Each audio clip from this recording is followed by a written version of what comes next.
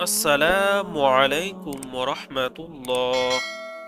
হযরত বেলাল রাদিয়াল্লাহু তাআলা আনহু যে দুটি আমলের কারণে নবীজি সাল্লাল্লাহু আলাইহি সাল্লামের আগে জান্নাতে গেলেন, এই সহজ গুরুত্বপূর্ণ আমল দুটি আমরাও করার চেষ্টা করব ইনশাআল্লাহ। গুরুত্বপূর্ণ ভিডিওটি ধৈর্য সহকারে দেখতে থাকুন।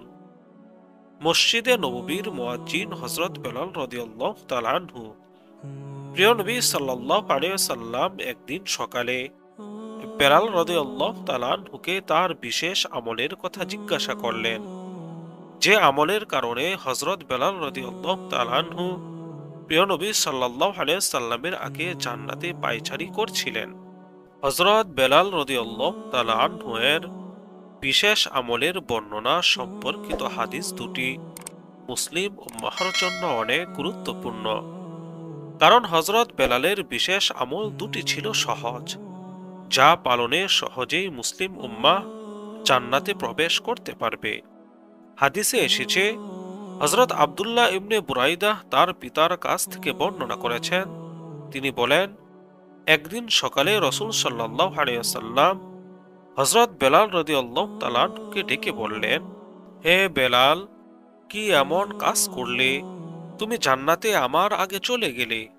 আমি গতরাতে স্বপ্নে জান্নাতে প্রবেশ করলে তোমার পায়চারির জুতার শব্দ আমার সামনে থেকে শুনতে পেলাম। বেলাল রাদিয়াল্লাহু তাআলা আনহু বলেন, হে আল্লাহর রাসূল সাল্লাল্লাহু আলাইহি সাল্লাম, আমি যখনই আজান দিয়েছি তখনই 2 রাকাত নামাজ পড়েছি, আর যখনই আমি অপবিত্র হয়েছি তখনই আমি সঙ্গে সঙ্গে ওযু করে নিয়েছি।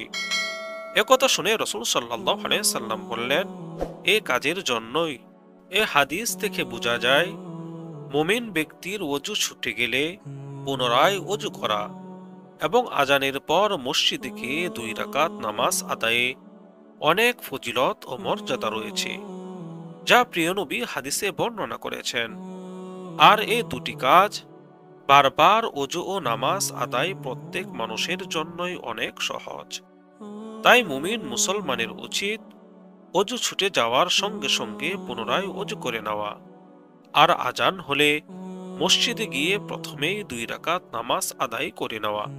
আশা করা যায় এই আমল নিয়মিত করলে আল্লাহ তাআলা হযরত বেলাল রাদিয়াল্লাহু তাআলা আনহু এর মতো মর্যাদা মুমিন মুসলমানকে দান করবেন। নামাজ ও ওযুর হেফাজত মুমিন মুসলমান মাত্রই বেশি করে থাকেন। হাদিসে পাকে প্রিয় নবী সাল্লাল্লাহু আলাইহি সাল্লাম থেকে এমনই বর্ণনা পাওয়া যায়, জেনে রেখো, তোমাদের সর্বশ্রেষ্ঠ আমল নামাজ, আর মুমিন ব্যতীত কেউ ওযুর হেফাজত করে না। আল্লাহ তাআলা মুসলিম উম্মাহকে নামাজ ও ওযুর যথাযথ হেফাজত করার তৌফিক দান করুন।